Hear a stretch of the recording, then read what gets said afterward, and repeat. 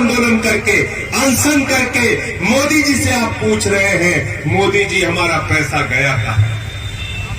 आपको मालूम है आपका पैसा कहां गया?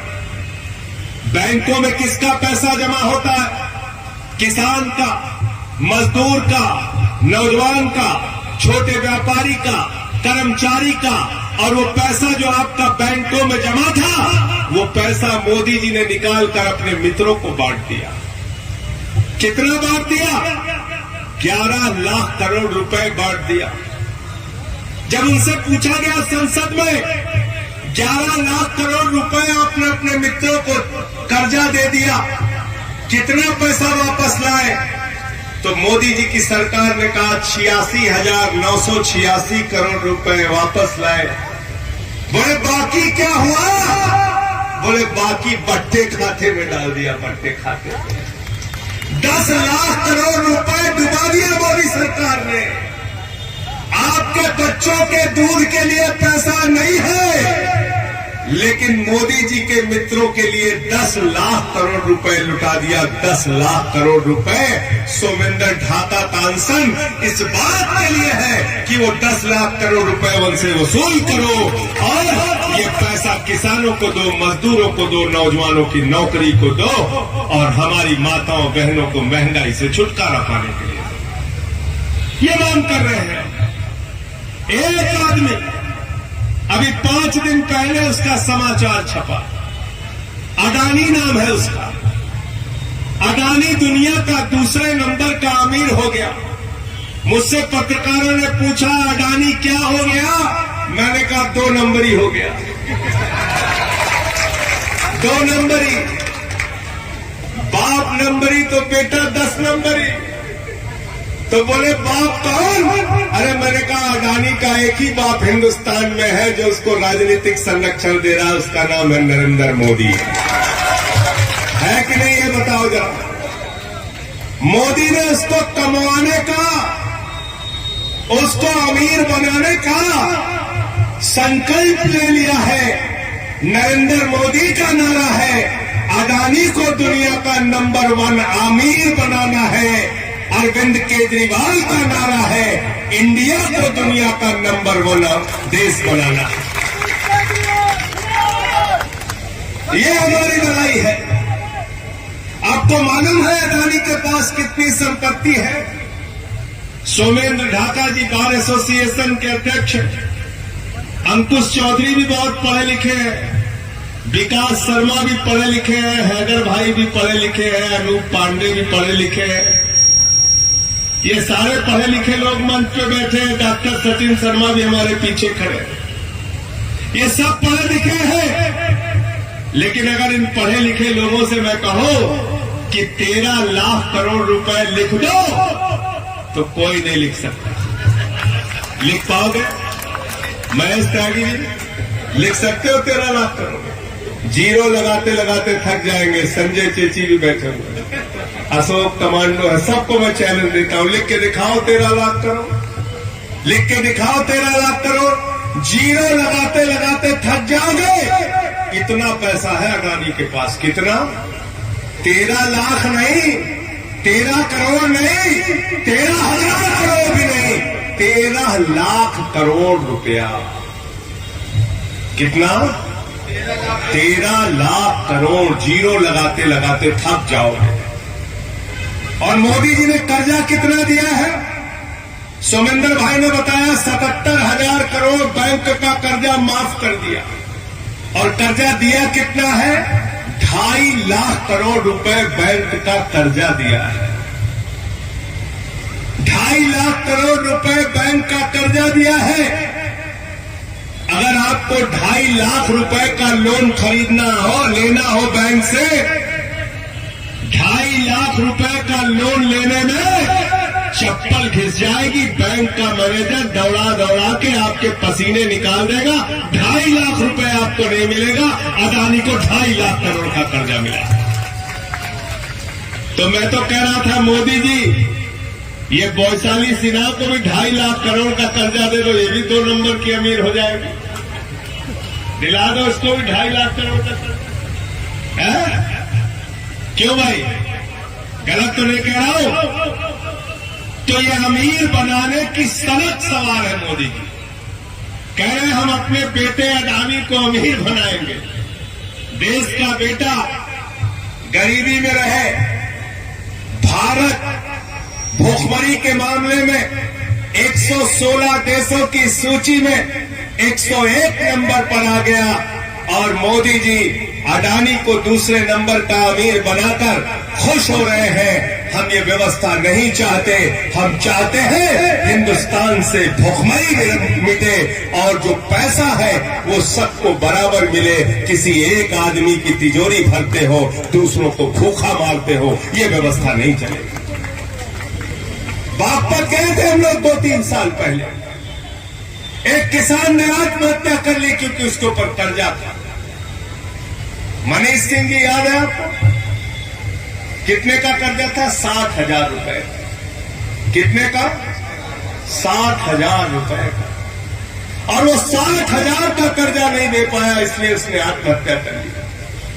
क्योंकि बैंक वालों ने उसको घर पे नोटिस लगा दी, गांव में उसकी बेइज्जती हो गई। उसने कहा इससे अच्छा तो मर जाना है। लेकिन आज मोदी जी के जो मित्र हैं, नीरव मोदी 20,000 करोड़ लूट के भाग गया। विजय माल्या 9,000 करोड़ लूट के भाग गया। नितिन सनेसा 6,000 करोड़ लूट के भाग गया। ललित मोदी 3,000 करोड़ लूट के भाग गया। मैंने कहा नरेंद्र मोदी जी, ललित मोदी को पकड़ के लाओ। नरेंद्र मोदी जी ने कहा हमें पता नहीं ललित मोदी कहाँ है। अरे मैंने कहा सुष्मिता सेन से पूछ लो, वो बता देगी कहाँ। उसी से पूछ लो, वो बता दे। सुष्मिता सेन को ललित मोदी मिल जाता है, लेकिन नरेंद्र मोदी को ललित मोदी नहीं मिलता, इसलिए कि चोरी के माल का बंटवारा बराबर बराबर हो रहा है। अभी आम आदमी पार्टी के किसी नेता के बारे में पता चल जाए कि उसके नाना जी ने 4 समोसा 10 साल पहले खाया था, पैसा नहीं दिया, तो कहेंगे इसकी सीबीआई से जांच कराओ, इसको फांसी पे चढ़ा दो। कहते नहीं कहते? मनीष सिसोदिया के घर छापा मारो, केजरीवाल जी के घर छापा मारो। बाबा योगी ने मेरे खिलाफ 23 मुकदमा लिख दिया। कहां गए अरविंद बाला? इनके जिले में भी लिखवा दिया, मुजफ्फरनगर में। मुजफ्फरनगर, मेरठ, बागपत, ओमवीर जी का भी जिला, कोई जिला बचा नहीं। सब जगह मुकदमा मुकदमा मुकदमा। 23 मुकदमा लिखवाया बाबा जी ने मेरे खिलाफ। एक दिन में 9 मुकदमा लिखवाया। राष्ट्रद्रोह का मुकदमा लिखवाया। मैंने कहा बाबा जी 23 नहीं 2300 मुकदमा लिखो, लेकिन संजय सिंह तुम्हारे खिलाफ लड़ता रहेगा। हम कोई चुप बैठने वाले लोग नहीं है। दादागिरी से उत्तर प्रदेश नहीं चलेगा। आंदोलन करेंगे, अपनी आवाज को उठाएंगे और आपसे लड़ाई लड़ेंगे किसानों के लिए, नौजवानों के लिए। जहां जाता हूं लोग अपनी पीड़ा लेके आ जाते हैं। कई ऐसे नौजवान हैं जिनका दरोगा में भर्ती नहीं हुआ, सिपाही में भर्ती नहीं हुआ। कई ऐसे बुनकर समाज के लोग हैं जिनका व्यापार बर्बाद हो गया। कई ऐसी हमारे शिक्षा मित्र माताएं बहनें हैं जिन्होंने सिर मुड़वा के सरकार के खिलाफ प्रदर्शन किया। कहीं बुलंदशहर में कौशल चौहान की कहानी है, जो शिक्षा मित्र अपने बच्चों का पालन पोषण नहीं कर पाया तो ट्रेन के आगे जाकर अपने आप को मार लेता है, अपनी आत्महत्या कर लेता है। ये दुश्मनियां, ये कहानियां, ये तकलीफें, ये पीड़ा हिंदुस्तान की सच्चाई बन गई है। आज हमने अभियान शुरू किया सेल्फी विद सरकारी स्कूल, और यह अभियान तब शुरू किया जब बाबा आदित्यनाथ जी ने कहा उत्तर प्रदेश के सरकारी स्कूल को हमने कॉन्वेंट बना दिया है। हमने बागपत का स्कूल दिखाया, हमने मेरठ का स्कूल दिखाया, हमने सहारनपुर का स्कूल दिखाया, हमने बुलंदशहर का स्कूल दिखाया, हमने उत्तर प्रदेश के तमाम जिलों के स्कूल दिखाए जहां पर बिल्डिंग नहीं थी, टाट पट्टी पर बच्चे बैठ के पढ़ रहे थे, उनको नमक रोटी खाने के लिए दिया जा रहा था। उनको सूखा भात खाने के लिए दिया जा रहा था। आदित्यनाथ जी, ये व्यवस्था उत्तर प्रदेश में नहीं चलेगी कि तुम्हारे मंत्री मोटा माल लूटे और हमारे बच्चे भात खाएं, नमक खाएं, रोटी खाएं। ये व्यवस्था हम चलने नहीं देंगे। इसलिए मैं आम आदमी पार्टी के कार्यकर्ताओं आपका आह्वान करना चाहता हूं, हम अपने बच्चों को नमक रोटी खाने नहीं देंगे।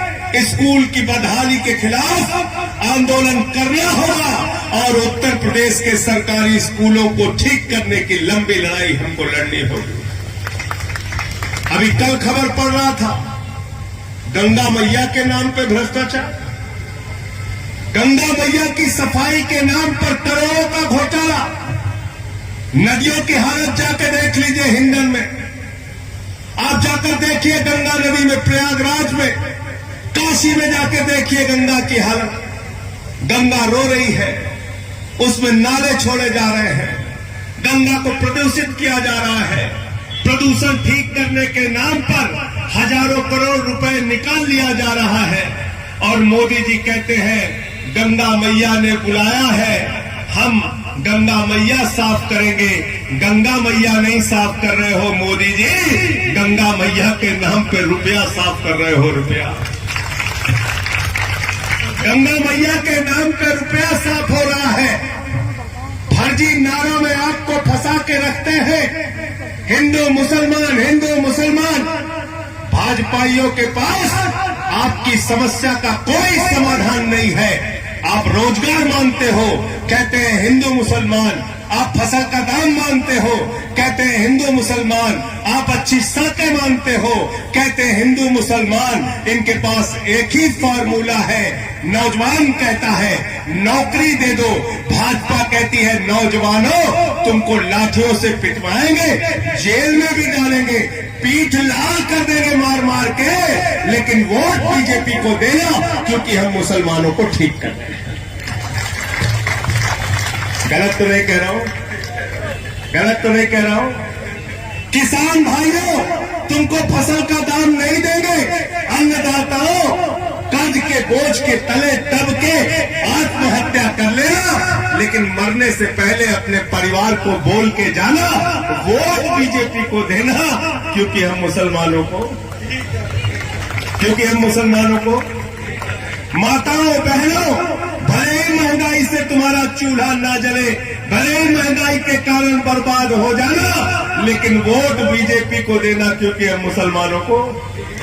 व्यापारी भाइयों, मक्खी मारते रहना, भले ही तुम्हारा व्यापार बर्बाद हो जाए, सड़क पर कटोरा लेके घूमना, लेकिन वोट बीजेपी को देना क्योंकि हम मुसलमानों को। देश के लोगों, कोरोना की महामारी में भले ही लाखों की संख्या में मर जाना, नदी के घाट पर भले ही चीखते हुए कुत्ते तुम्हारी लाशों को नोचते रहे, लेकिन वोट बीजेपी को देना क्योंकि हम मुसलमानों को ठीक करते करते इन बेईमानों ने पूरे देश का बंटाधार कर दिया, बंटाधार कर दिया। मोदी जी कहते हैं भारत माता की जय, हम भारत की रेल बेचे। कहते हैं कि नहीं कहते? भारत माता की जय, हम देश का कोल इंडिया बेचे। भारत माता की जय, हम देश का steel authority of India limited बेचे।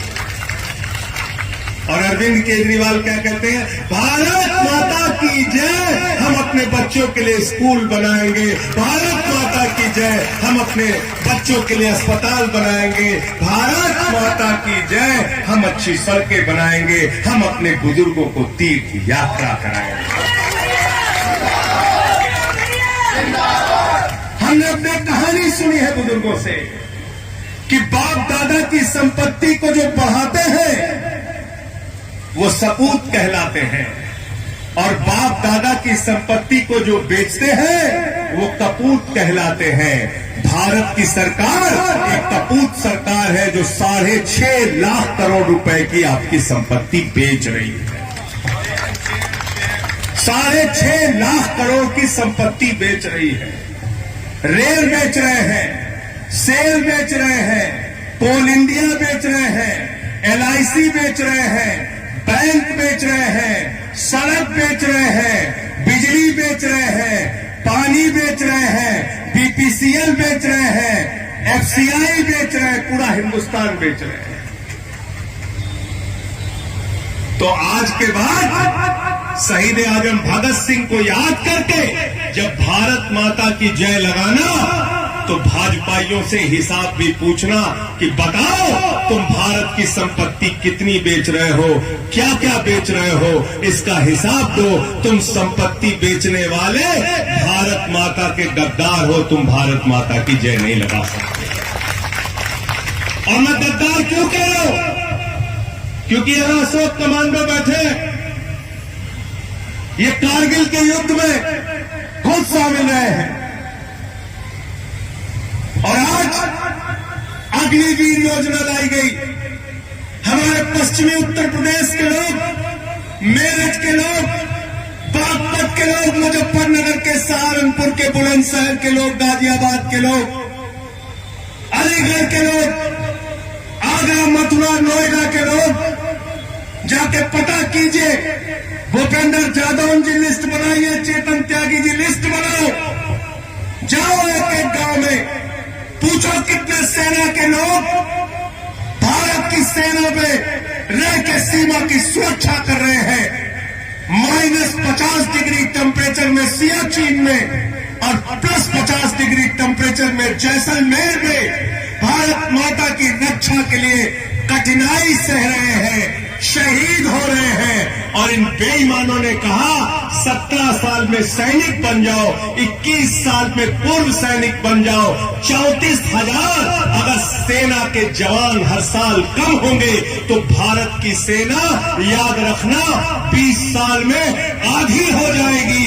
ये भारत की सेना के साथ मोदी जी की गद्दारी है, मैं कहना चाहता हूं। गद्दारी है कि नहीं बताओ मुझे? गद्दारी कर रहे हैं भारत की सेना के साथ। 20 साल में भारत की सेना आधी हो जाएगी, क्योंकि 34,000 सैनिक हर साल कम होंगे। और 34,000 सैनिक अगर हर साल कम हुए तो 20 साल में भारत की सेना तो आधी हो जाएगी। ये कैसे देशभक्त हैं, इनसे सवाल पूछना जरूरी है। ये देश को बांटने वाले लोग हैं दोस्तों, ये देश में नफरत फैलाने वाले लोग हैं।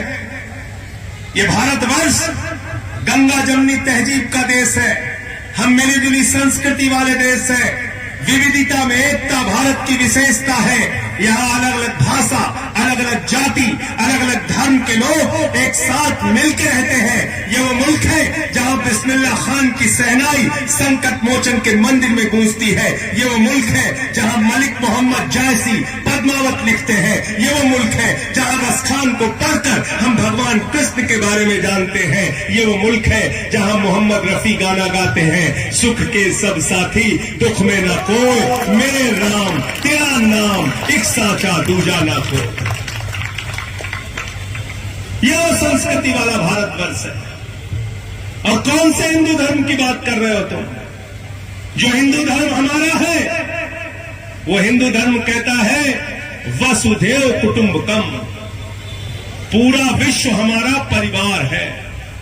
पूरा विश्व हमारा, पूरा विश्व हमारा परिवार है। तो अगर हम पूरे विश्व को अपना परिवार मानते हैं तो हिंदू भी, मुसलमान भी, सिख भी, ईसाई भी, अगड़ा भी, पिछड़ा भी, दलित भी, सवर्ण भी, सारे लोग हमारे भाई हैं। यह है हिंदू धर्म। हिंदू धर्म की रामचरितमानस की चौपाई क्या कहती है? सब नर करें ही परस्पर प्रीति। सब नर करें, सारे लोग आपस में प्रेम से रहें। हिंदू धर्म की पूजा के समापन के बाद हम क्या कहते हैं? धर्म की जय हो, अधर्म का नाश हो, प्राणियों में सद्भावना हो, विश्व का कल्याण हो। विश्व का कल्याण कहते नहीं कहते? कहते कि नहीं कहते? सीएम चौहान साहब, तुम्हारे तो नाम के आगे ही सीएम लगा हुआ, इसे करते क्यों बताइए भाई? किसी कहते हैं ना, और वाजपेयी क्या कहते हैं, प्राणियों में दुर्भावना। कहते नहीं कहते? तो दुर्भावना वाले चाहिए कि सद्भावना वाले चाहिए? दुर्भावना वाले चाहिए कि सद्भावना वाले चाहिए? तो मुसीबत आम आदमी पार्टी से जानते हो क्या है? भाजपाइयों की हिंदू मुसलमान की दुकान अच्छी चल रही थी, ये केजरीवाल पता नहीं कहां से पैदा हो गए, इन्होंने कहा शटर डाउन।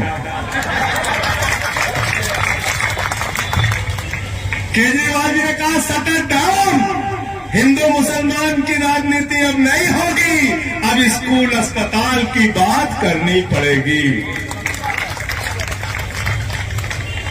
2017 में क्या बोले थे प्रधानमंत्री जी? भाइयों और बहनों, गांव गांव में कब्रिस्तान है तो शमशान होना चाहिए कि नहीं होना चाहिए? बोला था कि नहीं राणा साहब? बताओ, ऐसा कोई अपशकुनी आदमी हो सकता है क्या? बताइए, ऐसा अपशकुनी आदमी हो सकता? कह रहा गांव गांव में शमशान चाहिए। बताइए, अब की मैंने पूछा, कोई भाजपा नहीं बोला। मैंने पूछा भैया शमशान चाहिए? बोले नहीं नहीं, बिल्कुल नहीं चाहिए। बताइए बताइए, इन अपशकुनियों ने, इन अभागे लोगों ने शमशान शमशान शमशान कह के ऐसी हालत में मुल्क को पहुंचा दिया, कोरोना की महामारी में गांव गांव में शमशान बन गया, गांव गांव में शमशान बन गया। इसलिए मैं कहता हूं इनके चक्कर में मत पड़ो। हमको शमशान नहीं चाहिए, हमको अपने बच्चों के लिए अच्छे स्कूल चाहिए, अस्पताल चाहिए, सड़कें चाहिए, बिजली चाहिए, पानी चाहिए। और ये काम कौन कर सकता है? ये काम कौन कर सकता है? केजरीवाल। अरविंद केजरीवाल ने कहा गरीब के घर में रोशनी तो होनी चाहिए, लेकिन उस रोशनी की कोई कीमत नहीं होनी चाहिए। 300 यूनिट बिजली फ्री करने का काम। और आम आदमी पार्टी के कार्यकर्ताओं, आपको जान के गर्व होगा, 1 जुलाई से पंजाब के अंदर वहां के मुख्यमंत्री भगवंत मान जी ने 300 यूनिट बिजली फ्री कर दी। और इस महीने में 51 लाख परिवारों का जीरो बिजली का बिल आया है, जीरो।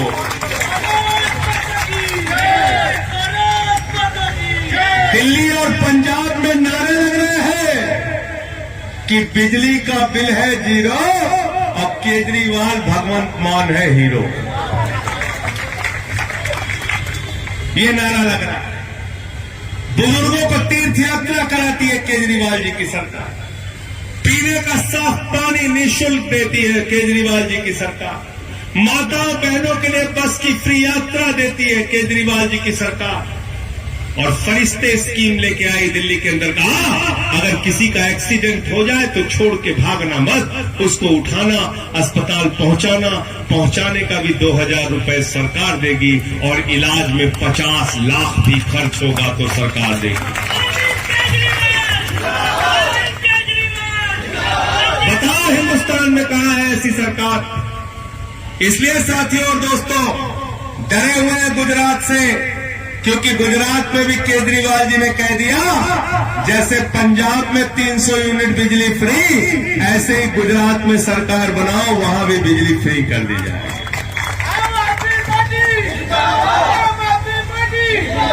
और लोग भी कह रहे हैं कि एक है भारतीय जुमला पार्टी और दूसरी है केजरीवाल जी की आम आदमी पार्टी। एक झूठ बोलने का काम करती है और एक सच बोलती है, वादे से ज्यादा काम करके दिखाती है।